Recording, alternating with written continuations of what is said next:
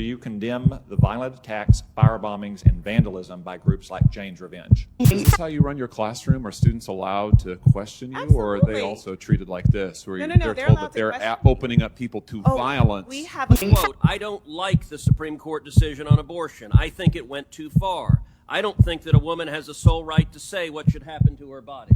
That was Joe Biden. You've said several times, you've used a phrase, I want to make sure I understand what you mean by it.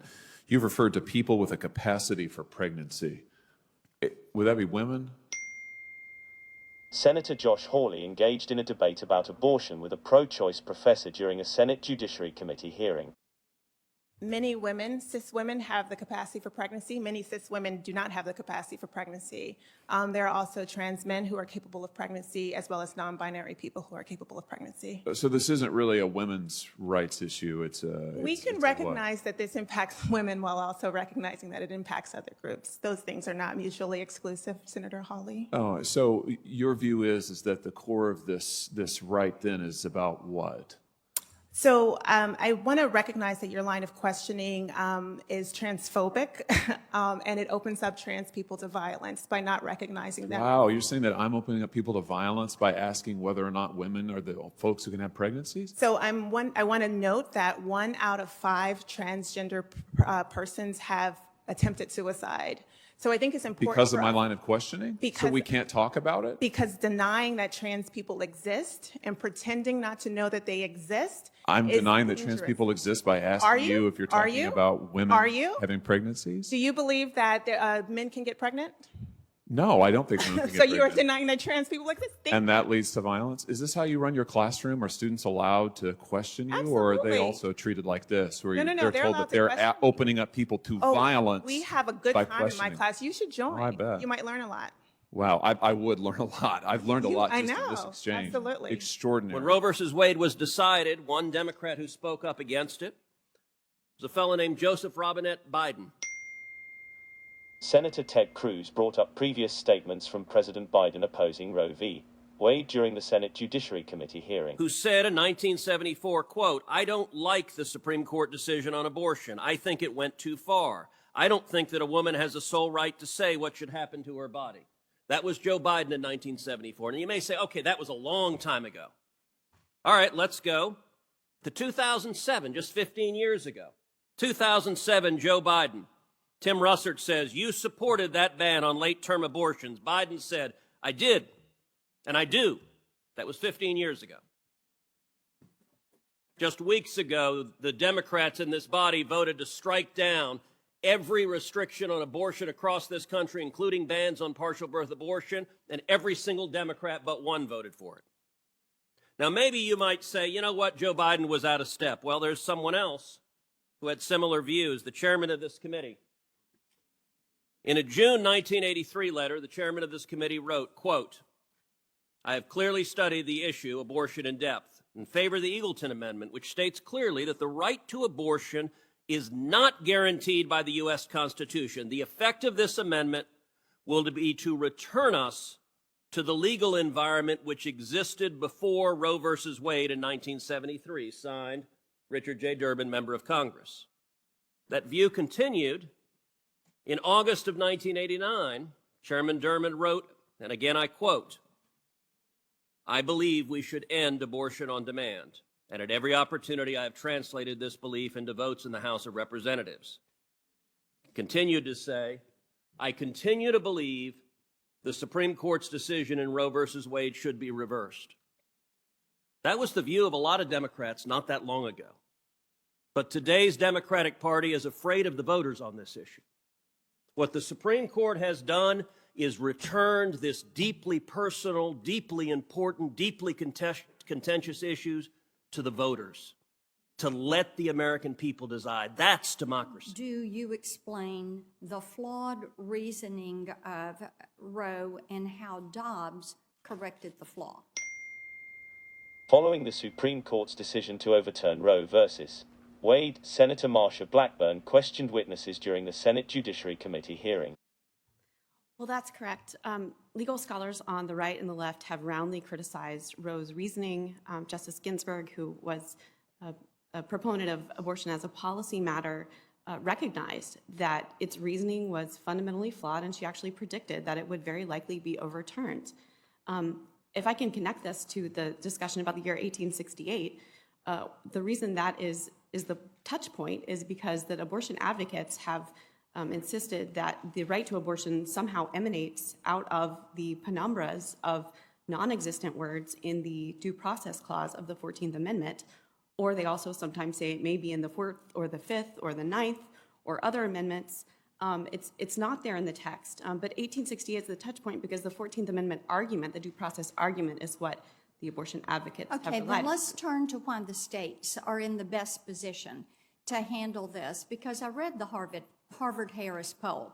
44% of those polled wanted their state legislatures to set the abortion standards. Only 31% wanted Congress to do this, and only 25% wanted judges. So why are the states in the best position to do this in a fair and equitable way? That's how the people get their voice heard, is that they through their elected lawmakers in their states, have a voice and a vote in enacting the policy. And also in 1973, 46 states completely protected life with extremely limited exceptions, and Roe overturned that. So even that recently, that's what the American people wanted. So what advice would you give states that are looking at taking this up? This is an opportunity. This is an opportunity finally that states have had the shackles removed from Roe's judicial power grab.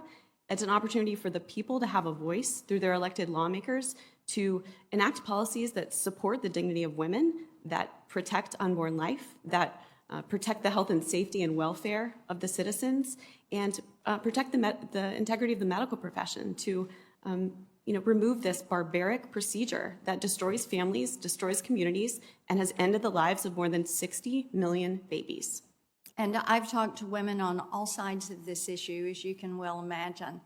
And I find it so interesting once they realize that much of what they've heard in the mainstream media about there being a federal abortion ban is incorrect, and they realize this goes to the states, that changes the nature of the conversation. Ms. Matzke, I want to come to you for just a moment.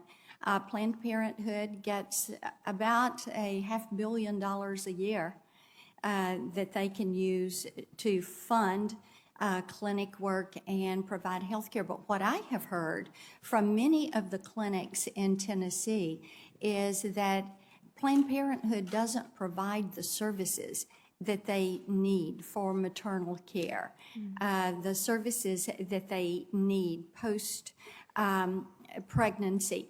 So talk with me a little bit about the services, what people are asking for. I thought this would be interesting to us as a committee, Mr. Chairman. When we talk about all this money that Planned Parenthood gets, but then they don't meet these needs for women who are pregnant and do want to carry that baby to term and have that baby. When they come to you, what services are they asking you for that Planned Parenthood doesn't provide? Well, first off, thank you, Mrs. Blackburn, for asking that question, because it is vitally important for everyone here to recognize the fact that as the director of Alternatives Pregnancy Center, it is my responsibility to go out and raise by myself non-government funds over $1.5 million. Every year, I have to figure out where $1.5 million is going to come from so we can provide free services to women facing unplanned pregnancies. And ironically, where we are at in Sacramento, California, Planned Parenthood actually refers patients to us. Once a woman walks in to them, this has happened countless times in the last multiple months, if they do not choose abortion, they are referred to Alternatives Pregnancy Center to be cared for.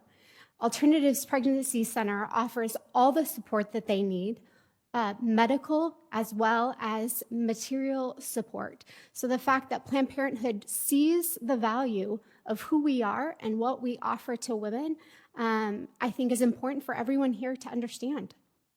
Well, and Mr. Chairman, I think as we look at this issue, this is something that we would want to look at as to why they do not offer that full array of healthcare services for women.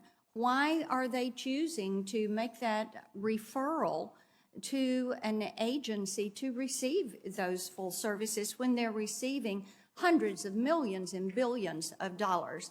I thank you. I yield my Lieutenant Governor, do you condemn the violent attacks, firebombings, and vandalism by groups like Jane's Revenge? Senator Tom Cotton, at the hearing before the Senate Judiciary Committee, questioned witnesses about the attacks on crisis pregnancy centers. Thank you, Senator.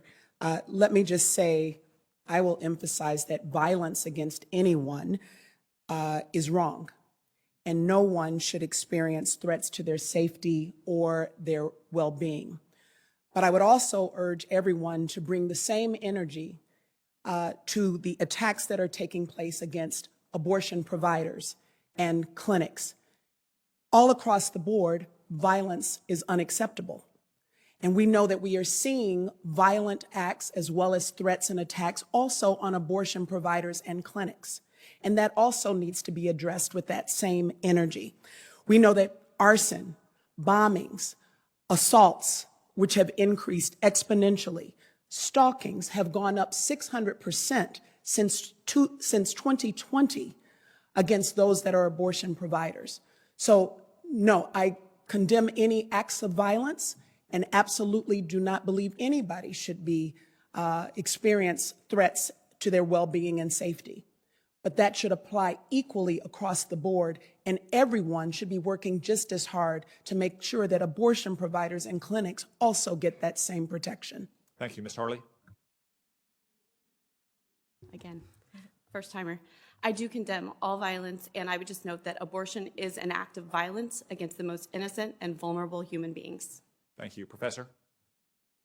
I condemn violence, and I would like to note that forced birth is an act of violence as well. I have some additional statistics to share. There's been a 450% increase in blockades at clinics that provide abortion services, a 163% increase in the planting of hoax devices and suspicious packages at clinics that provide abortion care, 129% increase in invasions at clinics that provide abortion care, and 128% increase in assault and battery. So yes, we should keep that same energy across the board and protect everyone who's providing abortion care. Ms. Matsky?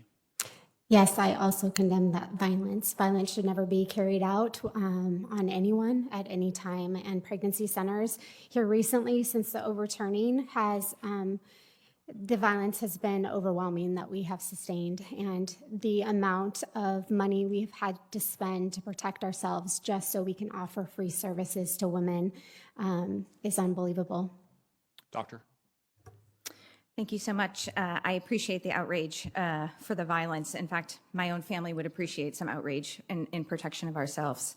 Dr. Lynn Weller, murdered in 1977, would have appreciated some outrage. Dr. David Gunn, murdered in 1993. Dr. John Britton in 1994. James Barrett, a volunteer, murdered in 1994. Shannon Lowney, murdered at the age of 25 in 1994. Leanne Nichols, 38, murdered in 1994. Dr. Barnett Slepian, 1998, murdered in Buffalo, New York, after returning home from his synagogue, and just hours after his wife forwarded the threat to the police. Robert Sanderson, an off-duty police officer at a clinic, murdered by who everyone now knows as Eric Rudolph in 1998. And of course, Dr. George Tiller in 2009, murdered in his own church, would have appreciated your outrage as well.